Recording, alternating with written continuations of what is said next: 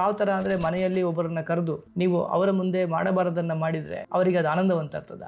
ನೀವು ಕಲಶದಲ್ಲಿ ಅಥವಾ ನಿಮ್ಮ ಮನೆಯಲ್ಲಿ ಒಂದು ವ್ರತವನ್ನು ಮಾಡ್ತಾ ಇದ್ದೀರಿ ಅಂದರೆ ಅದು ಯಾವುದೇ ವ್ರತ, ಯಾವುದೇ ದೇವತೆಯನ್ನು ನೀವು ಆಹ್ವಾನ ಮಾಡಿದ್ದೀರಿ ಅಂತಾದರೆ ಆ ದೇವತಾ ಸಾನ್ನಿಧ್ಯ ಅಲ್ಲಿ ಇರ್ತದೆ. ಅವರನ್ನು ಕರೆದುಬಿಟ್ಟು, ನಿಮ್ಮನ್ನು ಮನೆಗೆ ಯಾರಾದ್ರೂ ಕರೆದುಬಿಟ್ಟು ಅವ್ರ ಪಾರ್ಟಿಗೆ ಅವರು ಬೇಡದ್ದು ಮಾತಾಡ್ತಾ ಇದ್ದರೆ ನಿಮ್ಮ ಮನಸ್ಸಿಗೆ ಹೇಗಾಗಬೇಡ. ಅವತ್ತು ಇನ್ನೊಬ್ಬರ ಬಗ್ಗೆ ಕನಿಷ್ಠ ಪಕ್ಷ ತಪ್ಪಾಗಿ ಮಾತಾಡಬಾರದು, ಅಲ್ಲಿ ಕೂತ್ಕೊಂಡು ಗಾಸಿಪ್ ಮಾಡೋದು ಅಲ್ಲ, ದೇವತೆಗೇನು ಆಗೋದಿಲ್ಲ. ಆದರೆ ನಾನು ಹೇಳ್ತಾ ಇರೋದು, ಒಂದು ದೇವತಾ ಉಪಾಸನೆ ಮಾಡಬೇಕಾದ್ರೆ ದೇವತೆಯನ್ನು ಆಹ್ವಾನ ಮಾಡಿದರೆ ದೇವತೆ ನಿಮ್ಮ ಕಣ್ಣ ಮುಂದೆ ಬಂದು ಕೂತಿದ್ದಾರೆ ಎಂಬ ಶ್ರದ್ಧಾ ಭಕ್ತಿಯಿಂದ ಏನೇನು ಮಾಡಬಾರದು ಅದೆಲ್ಲ ಮಾಡಬಾರ್ದು. ಸಂಪೂರ್ಣ ಒಂದು ಕ್ಷಣವನ್ನು ವ್ಯರ್ಥ ಮಾಡದೆ ಆ ದೇವತಾ ಉಪಾಸನೆಗೆ ಸಮಯವನ್ನು ಕೊಡಬೇಕು. ಇಲ್ಲ ಅದು ಡಂಬಾಚಾರ ಆಗುತ್ತೆ, ಕಾಟಾಚಾರ ಆಗುತ್ತೆ. ಶ್ರದ್ಧೆ ಇಲ್ಲದೆ ಮಾಡೋದು ನಮ್ಮನ್ನು ಇನ್ನಷ್ಟು ಸಂಕಷ್ಟಕ್ಕೆ ಸಿಲುಕಿಸುತ್ತೆ. ಅವತ್ತು ಕನಿಷ್ಠ ಪಕ್ಷ ಈ ಮೊಬೈಲು, ಡಿಜಿಟಲ್ ಡಿಟಾಕ್ಸ್ ಅನ್ನ ಮಾಡಿ ಉಪವಾಸವನ್ನ ಇರಬೇಕು. ಅವತ್ತು ಜಾಗರಣೆ ಮಾಡೋದು, ದಿನಪೂರ್ತಿ ನೀವು ಯಾವ ವ್ರತವನ್ನು ಮಾಡ್ತೀರಿ ಆ ದೇವತಾ ಅನುಷ್ಠಾನವನ್ನು, ಆ ದೇವತೆಗೆ ಸಂಬಂಧಪಟ್ಟ ನಾಮಸ್ಮರಣೆಯನ್ನಾದರೂ ಮಾಡಬೇಕು. ಹೀಗೆ ಹಲವು ವಿಷಯ ಇದೆ.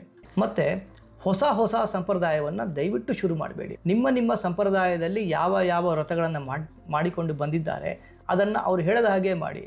ಇವತ್ತು ಯೂಟ್ಯೂಬಲ್ಲಿ ನಾನೊಂದು ಮಾತಾಡ್ತೀನಿ, ಇನ್ನೊಬ್ಬರು ಏನೊಂದು ಮಾತಾಡ್ತಾರೆ. ಯಾವುದು ಸತ್ಯ ಯಾವುದು ಸುಳ್ಳು ನಿಮ್ಗೆ ಹೆಂಗೆ ಗೊತ್ತಾಗ್ತದೆ? ಕಷ್ಟ ಆಗುತ್ತೆ.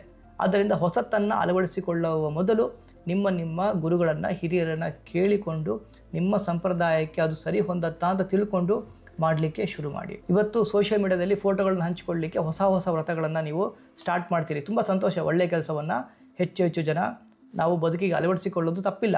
ಆದರೆ ಕೆಲವು ವ್ರತವನ್ನು ಮಾಡಿದಾಗ ಅದು 3 ವರ್ಷ, 5 ವರ್ಷ, 10 ವರ್ಷ ನಿರಂತರವಾಗಿ ಮಾಡಬೇಕು ಎಂಬ ವಿಧಿ ಇರ್ತದೆ. ನೀವು ಒಮ್ಮೆ ಮಾಡಿಬಿಟ್ಟು ನೆಕ್ಸ್ಟ್ ವರ್ಷ ನಾನು ಮಾಡೋದಿಲ್ಲ ಅಂತ ಬಿಡ್ತೀರಿ ಅಂತಾದರೆ ಅದು ಇನ್ನಷ್ಟು ಸಮಸ್ಯೆಗಳನ್ನು ನಿಮ್ಮ ಬದುಕಿಗೆ ತರುವ ಸಾಧ್ಯತೆ ಇದೆ. ಆದ್ದರಿಂದ ಯಾವುದನ್ನೇ ಶುರು ಮಾಡಲಿಕ್ಕೆ ಮುಂಚೆ ಯಾವ ಆಚರಣೆಯನ್ನು ಶುರು ಮಾಡ್ತಾ ಇದ್ದೀರಿ, ಆ ದೇವತೆ ಯಾರು, ಮಂತ್ರ ಯಾರು, ಅದನ್ನು ಮಾಡಿದರೆ ಏನು ಲಾಭ, ಮಧ್ಯ ಬಿಟ್ಟರೆ ಎಂತಹ ಸಮಸ್ಯೆಗೆ ಸಿಕ್ಕಾಕೊಳ್ತೀರಿ, ಇವೆಲ್ಲವನ್ನು ತಿಳ್ಕೊಂಡು ಹೊಸ ಆಚರಣೆಯನ್ನು ಬದುಕಿಗೆ ತಂದುಕೊಳ್ಳಿ. ಈಗ ನಾನು ಹಾಕೋ ವಿಷಯನೂ ಅಷ್ಟೇ, ಇದು ಎಜುಕೇಷನ್ ಅಲ್ಲ, ಇದೊಂದು ಅವೇರ್ನೆಸ್ಸು. ನೀವು ಇದನ್ನು ಹೀಗೆ ಯಥಾವತ್ತಾಗಿ ತೆಗೆದುಕೊಂಡು ಅವ್ರು ಹಾಕೋ ಮಂತ್ರ ತಗೊಂಡು ಎಲ್ಲ ಮಾಡಲಿಕ್ಕೆ ಹೋಗಬೇಡಿ. ಮಂತ್ರಗಳಿಗೆ ಈಗ ನಾಮಸ್ಮರಣೆಗೆ ಯಾವುದೇ ಉಪದೇಶ ಬೇಕಾಗುವುದಿಲ್ಲ. ಆದರೆ ವೈದಿಕ ಮಂತ್ರಗಳನ್ನೆಲ್ಲ, ನೀವು ತಾಂತ್ರಿಕ ಮಂತ್ರಗಳನ್ನು, ಬೀಜ ಮಂತ್ರಗಳನ್ನೆಲ್ಲ ಕೇಳದೆ ಅವ್ರು ಹೇಳ್ತಾರೆ ಏನೂ ಆಗೋಲ್ಲ ಮಾಡಿ ಅಂತ. ಬೆಂಕಿಗೆ ನಿಮ್ಮ ಕೈಯನ್ನು ನೀವಿಟ್ಟರು, ಇನ್ನೊಬ್ಬರು ತಗೊಂಡು ಹೋಗಿ ನಿಮ್ಮ ಕೈಯನ್ನು ಬೆಂಕಿಗಿಟ್ಟರು, ಕೈ ಸುಡೋದು ನಿಮ್ಮದೇ. ಅದರಿಂದ ಸ್ವಲ್ಪ ಎಚ್ಚರಿಕೆಯಿಂದ, ವಿವೇಚನೆಯಿಂದ ಹೊಸ ಸಂಪ್ರದಾಯವನ್ನು ಶುರು ಮಾಡಿ. ನಿಮ್ಮ ಸಂಪ್ರದಾಯವನ್ನು ಮರೆಯದೆ ಮಾಡಿ. ಅಥವಾ ಯಾರಾದರೂ ಒಳ್ಳೆ ಗುರುಗಳಿದ್ದಾರೆ ಅಂತಾದರೆ ಅವರನ್ನು ಭೇಟಿ ಮಾಡಿ, ಈ ವ್ರತ ನನ್ನ ಸಂಪ್ರದಾಯಕ್ಕೆ ಸರಿ ಹೊಂದುತ್ತಾ, ನಾನು ಮಾಡ್ಬೋದಾ, ವಿಧಿ ನಿಷೇಧಗಳನ್ನು ಸರಿಯಾಗಿ ಉಪದೇಶ ತೆಗೆದುಕೊಂಡು ಮಾಡಲಿಕ್ಕೆ ಶುರು ಮಾಡಿ. ಇಲ್ಲ, ಬಹುತೇಕ ಜನರಿಗೆ ಸಮಸ್ಯೆ ಆಗಿರೋದನ್ನು ನಾನೇ ನೋಡಿದ್ದೇನೆ. ಅದು ನಿಮ್ಮ ಬದುಕಲ್ಲಿ ಆಗಬಾರದು ಎಂಬುದಷ್ಟೇ ನನ್ನ ಕಳಕಳಿ.